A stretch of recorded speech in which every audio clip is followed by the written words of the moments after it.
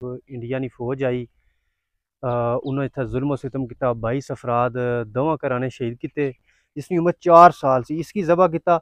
और अस्सलाम वालेकुम नाजरीन, क्या हाल है? ठीक हो? उम्मीद है बिल्कुल ठीक ठाक हो तुसां सारे। और अज तुसां वास्ते एक बड़ी दास्तान असां लैके आए हैं। और ये दास्तान है शोधाए सेरी बंडाला नी। और इस वक्त मैं खड़ा सेरी बंडाला रोड पर, और तुसां देख सकने हो नज़र आ रही है तुहानू स्क्रीन पर शोधाए सेरी बंडाला नी यादगार। और तुसें इस जेह्ड़ी तारीख है वह भी असां दस्सने आं। 27 अप्रैल 1998 का वाक़या है।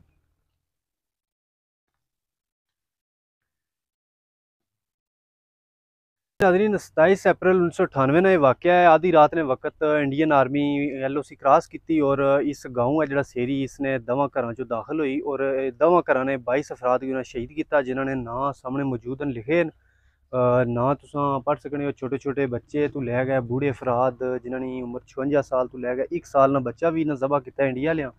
और नाल अग्गे सानिया सेरी बंडाला दी तारीख है जी, जो वाक़या होया उस पर थोड़ी रोशनी डाली गई है कि किस तरह उन्हें इंडिया लिया जनाब LOC क्रॉस की। और आए घर उन्हें जनाब दो घर सन जोड़े चौधरी काला खान और मास्टर मोहम्मद ज़ुबैर, उन्होंने घरैलियां की उन्हें ज़बह किया, शहीद किया, तो फिर वापस फरार हो गए। ए जे मजीद दूसरे शुदान उन्होंने भी लिखे आ, टोटल 22 बंदे, औरतां मर्द बच्चे शहीद होए सन।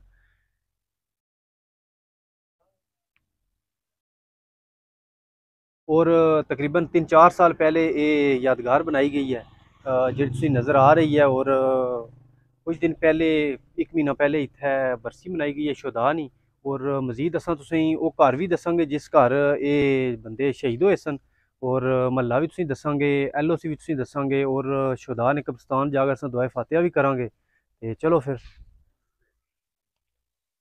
इस वक्त असां यादगार ने बिल्कुल थोड़ा सा पिछले साइड आ गए हैं। और तुसें नज़र आ रही है अगे LOC का एरिया, उपर पहाड़ी पर अगर तुम देखो तो तुसें इंडिया दी पोस्टां भी नज़र आवनियां। बिल्कुल टॉप पर इंडिया की पोस्ट है। और नीचे जो ग्रां तुसें नज़र आ रहा गाँव, ये साड़ा आज़ाद कश्मीर का गाँव है। और इसका नाम है सेरी। 27 अप्रैल 1998 ने वाक़े जनाब ये वो गाँव है सेरी बंडाला, जिथे इंडिया ने जनाब जुल्म किया सी। और जनाब तुसें नज़र आ रहा सेरी सारा एरिया अगे तुसां तकन लगे हो।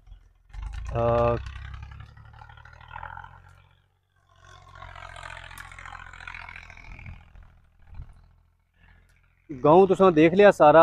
और अगे बार्डर LOC है जी नज़र आ रही है तो इंडिया दी पोस्टां उपर। और जिस वक्त बार्डर गोलाबारी होनी है या हालात खराब होने तो फिर ये गाँव ने जोड़े लोग ने इन्होंने रहना बहुत मुश्किल हो जाना। क्योंकि देख रहे हो तुसां खेत इन्होंने बिल्कुल सामने उन्होंने इंडिया दी पोस्टां उपर, खेत नीचे न। बड़ी मुश्किलात इन्होंने लोगों की। और ज़्यादा मुश्किलात बार्डर गोलियां के दौरान होनी है, गोलाबारी होनी है, लोग बेचारे खस्ताल होने न, परेशानियां होनियां न, शहीद होने न, जख्मी होने न। ये बड़ा जनाब जुल्म दी दास्तान है। ते असां तुसेंगी अग्गें जुलगे मजीद घर भी दस्सने जिस घर ये वाक़या होया सी, और कब्रस्तान भी दस्सने। ते जिस वक्त असां पुज्जे आए उस मकान ने बिल्कुल बाहर, जिस मकान च वाक़या होया सी। और ये मकान है जिथे 22 शोधा जनाब राती सैर सन, सोए सन, अपना कम काज दिन ने मुका गए। अद्धी रात ने करीब इंडिया की फौज आई। उन्होंने इतना जुल्म सितम किया, 22 अफराद दोवां घर ने शहीद किए और वापस फरार हो गए।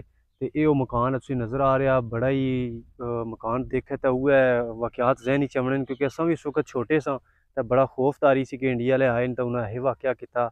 बहुत बड़ा जुल्म है जिस उस घर ना के हाल होना कि जिस घर ना एक बंद फर्द बचा है और बाकी सब शहीद हो जाए, वो बंदा किस तरह पूरी जिंदगी गुजारना है।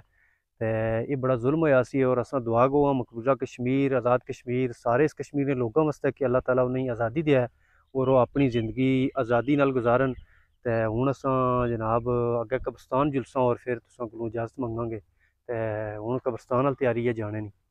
तो पहुंचे असां इस कब्रिस्तान विच, और देख सकते हो तुसां हर पासे इत्थे कबरां न जेह्ड़े इस इलाके ने लोग फोत होए न उन्हां दियां। और चारदीवारी च तुसेंगी नज़र आ रहे न वो 22 शोधा जेह्ड़े अप्रैल 1998 च इंडिया ने शहीद किते सन, दवां घरां ने बंदे। और असां कब्रिस्तान जागा हुण दुआ करने आं। ते नाले तुसां भी तक्को कबरां, कबरां तक बंदे ही बड़ा खौफ औना। उस वक्त नहीं जनाब याद आ जानी है कि किस तरह इंडिया लियां उस पुराने दौर जुल्म किया सी 1998 में। इतना अरसा तो नहीं गुजरिया, तकरीबन 22-25 साल ने लगभग 22-23 साल या 24 साल हो गए इंडिया ने जुल्म किया सी। और वो पारली पहाड़ी है जित्थों उतर गए आए सन और इस गांव सेरी चुना आ गए इतना बड़ा जुल्म किया ते जिसकी अज तक लोग याद करने न और इंडिया नाल नफरत करने न। और जनाब असां दुआ करने हैं तुसां भी दुआ करो इन्हां वास्ते और सारे कश्मीर दे लोकां वास्ते दुआ करो।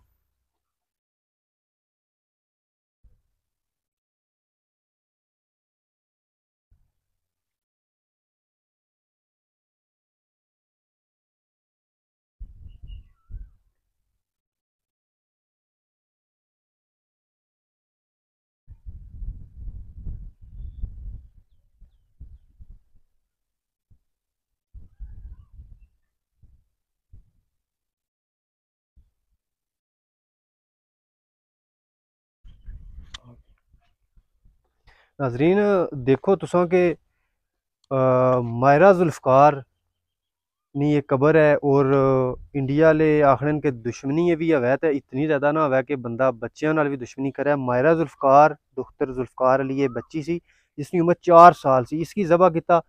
और मदिया जुल्फकार जुल्फकार अली खान नी दूसरी बेटी सी और जिसकी उम्र 1 साल 6 माह 1.5 साल नी बच्ची सी और उस नाल उन्होंने इतना जुल्म किया कि उसने गला ज़बह किया और उसकी शहीद किया। अगर नुमान ज़ुबैर मोहम्मद ज़ुबैर ना बेटा इसकी उम्र 3 साल सी और इसकी ना इसने गला ज़बह किया। और अगे सुलेमान ज़ुबैर 5 साल उम्र और मुजीबुर रहमान वल्द मोहम्मद ज़ुबैर उम्र उसनी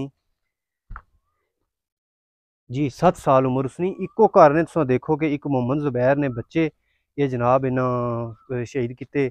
फिर परें काला खान उन्होंने जनाब बच्चे सारे शहीद होए न इलमदीन न। फिर बाकी सारे तकरीबन दवा घरानी फैमिली सी और बिल्कुल मुकम्मल ख़त्म कर गए न शहीद कर गए सन। और एक बंदा बचया सी जेड़ा अजकल रह रहा बिंबर और घर भी तुसें देखा घर बिल्कुल गैरबाद है। वो बंदा फिर किस तरह अपने घर च आवै कि उसने पूरे घर ले इंडिया ने शहीद कर छोड़े।